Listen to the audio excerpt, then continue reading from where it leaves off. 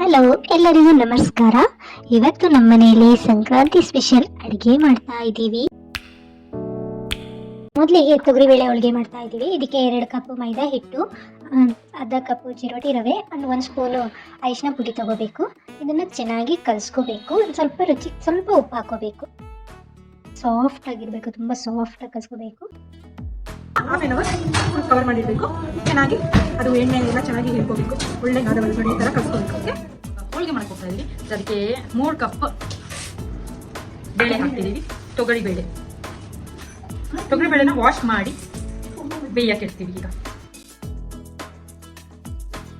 ಇದು ಬೇಳೆ ಬೆಂದಿದೆ, 3 ಮಿನಿಟ್ಸ್ ಬೇಯಿಸ್ಬೇಕು. ಈಗ ನೀರನ್ನ ಸಪ್ರೇಟ್ ಮಾಡೋಣ. ಬರೀ ಬೇಳೆನ ಸೋಸ್ಕೊಂಡಿದ್ದೀವಿ.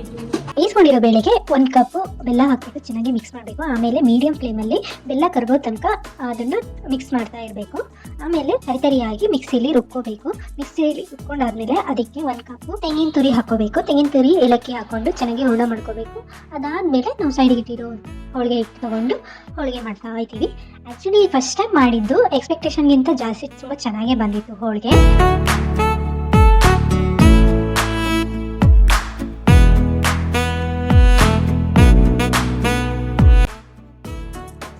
ಸೊ ಗುಲಾಬ್ ಜಾಮೂನ್ ಮಾಡೋಕ್ಕೆ using MTR gulab jamun by 1 get 1 free.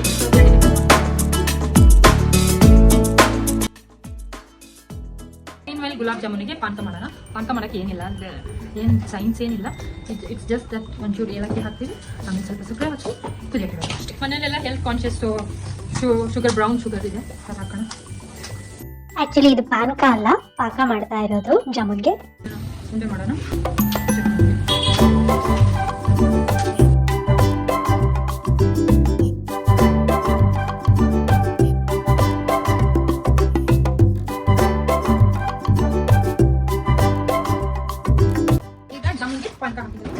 Brown sugar use ಮಾಡಿದ್ರೆ ಯಾಕೆ ಬಂದಿದೆ?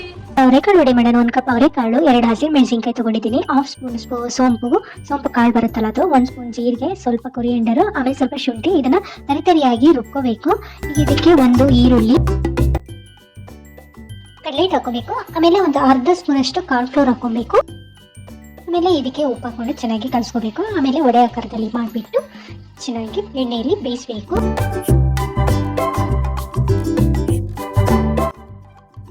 ಗೋಲ್ಡನ್ ಬ್ರೌನ್ ಬರೋ ತನಕ ಬೇಯಿಸಬೇಕು.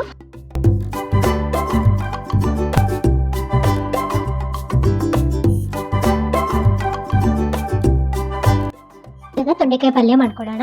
ಇದಕ್ಕೆ ಆಯಿಲ್ ಹಾಕೊಬೇಕು. ಆಮೇಲೆ ಸ್ವಲ್ಪ ಜೀರಿಗೆ, ಸ್ವಲ್ಪ ಸಾಸಿವೆ ಹಾಕೋಬೇಕು. ಆಮೇಲೆ ಇದಕ್ಕೆ ಕರಿಬೇವು ಸೊಪ್ಪು ಆ್ಯಡ್ ಮಾಡ್ಕೋಬೇಕು. ಆಮೇಲೆ ಬೆಳ್ಳುಳ್ಳಿ ಹಾಕೊಳ್ಳಿ. ಆಮೇಲೆ 1 ಈರುಳ್ಳಿ ಹಾಕೋಬೇಕು. 2 ರಿಂದ 3 ಹಸಿಮೆಣಸಿನಕಾಯಿ ಚಿಕ್ಕದಾಗಿ ಹೆಚ್ಕೊಂಡಿರೋದು ಹಾಕೋಬೇಕು. ಆಮೇಲೆ 1 ಸ್ಪೂನ್ ಅರಿಶಿನ, ಸ್ವಲ್ಪ ಉಪ್ಪು ಹಾಕೊಂಡು ಚೆನ್ನಾಗಿ ಫ್ರೈ ಮಾಡ್ಕೋಬೇಕು.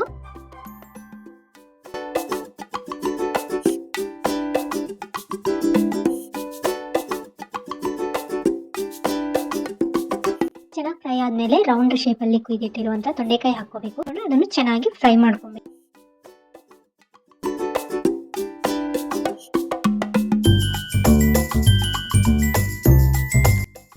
ಈಗ ಇದಕ್ಕೆ ಬೇಯಿಸ್ಕೊಂಡಿರೋ ಕಡಲೆಕಾಳು ಹಾಕೊಬೇಕು. ಆಮೇಲೆ 1 ಕಪ್ ಕಾಯಿ ತುರಿ, ತುರಿದಿಟ್ಟಿರೋ ಕಾಯಿ ತುರಿ ಹಾಕೊಂಡು ಚೆನ್ನಾಗಿ ಮಿಕ್ಸ್ ಮಾಡ್ಕೋಬೇಕು. ಅರ್ಧ ನಿಂಬೆಹಣ್ಣು ಹಾಕೊಬೇಕು. ಮಿಕ್ಸ್ ಮಾಡ್ಕೊಂಡ್ರೆ ತೊಂಡೆಕಾಯಿ ಪಲ್ಯ ರೆಡಿ. ಹೆಸರುಬೇಳೆ ಕೋಸಂಬರಿ ಮಾಡ್ತಾ ಇದ್ದೀವಿ. ಇದಕ್ಕೆ ಅರ್ಧ ಕಪ್ ನೆನೆಸಿಟ್ಟಿರೋ ಹೆಸರುಬೇಳೆ ಹಾಕೊಬೇಕು. ಸೌತೆಕಾಯಿ ಹಾಕೋಬೇಕು. ಹೆಚ್ಕೊಂಡಿರೋ 1 ಈರುಳ್ಳಿ ಹಾಕೊಬೇಕು. ಆಮೇಲೆ ಚಿಕ್ಕದ ಕಟ್ ಮಾಡ್ಕೊಂಡಿರೋ ಮೆಣಸಿನ್ಕಾಯಿ ಹಾಕೋಬೇಕು. ಆಮೇಲೆ ಸ್ವಲ್ಪ ಕೊರಿಯಂಡರ್ ಹಾಕೊಂಡು ಸ್ವಲ್ಪ ಉಪ್ಪು ಹಾಕೊಬೇಕು.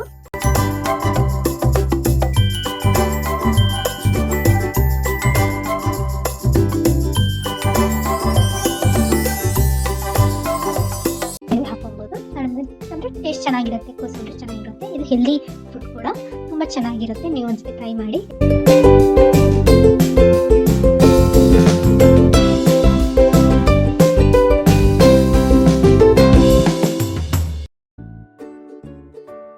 ಒಗ್ಗರಣೆಗೆ ಕಡಲೆಬೇಳೆ, ಆಮೇಲೆ ಸ್ವಲ್ಪ ಉದ್ದಿನ ಬೇಳೆ ಹಾಕೊಂಡು ಒಗ್ಗರಣೆ ಮಾಡ್ಕೊಬೇಕು. ಸ್ವಲ್ಪ ಹುರ್ಕೋಬೇಕು.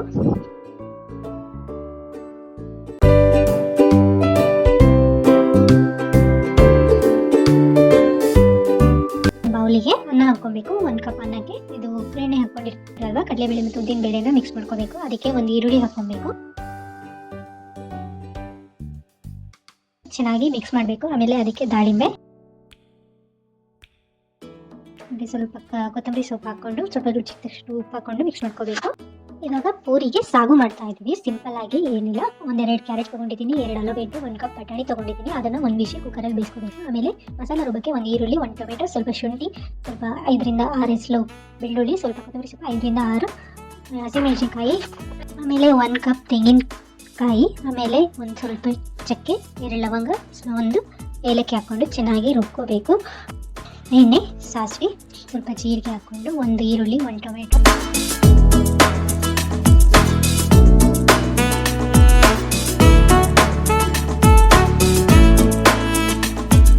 ಬೇಯಿಸಿಟ್ಟಿರುವಂತಹ ತರಕಾರಿ ಹಾಕ್ಕೊಂಡು ರುಬ್ಬಿದಂಥ ಮಸಾಲೆ ಹಾಕ್ಕೊಂಡು ರುಚಿಗೆ ತಕ್ಕಷ್ಟು ಉಪ್ಪು ಹಾಕ್ಕೊಂಡ್ರೆ ಸಾಗು ರೆಡಿ.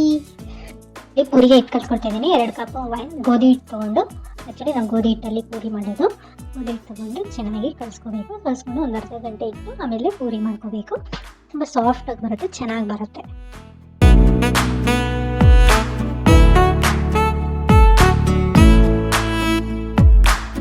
ಇವಾಗ ಪೂರಿ ರೆಡಿ ಆಯಿತು, ಎಲ್ಲ ಅಡುಗೆ ರೆಡಿ ಆಯಿತು. ಇವಾಗ ಬಾಳೆ ಎಲೆಯಲ್ಲಿ ಊಟ ಮಾಡೋಣ. ಎಲ್ಲ ಬಾಳೆ ಎಲೆಗೆ ಬಡಿಸ್ಕೊಳ್ತಾ ಇದ್ದೀವಿ. ನಾವು ಮಾಡಿರುವಂಥ ರೆಸಿಪಿಗಳು ಇಷ್ಟ ಆಗಿದ್ರೆ ನೀವು ಒಂದ್ಸತಿ ಮನೇಲಿ ಟ್ರೈ ಮಾಡಿ.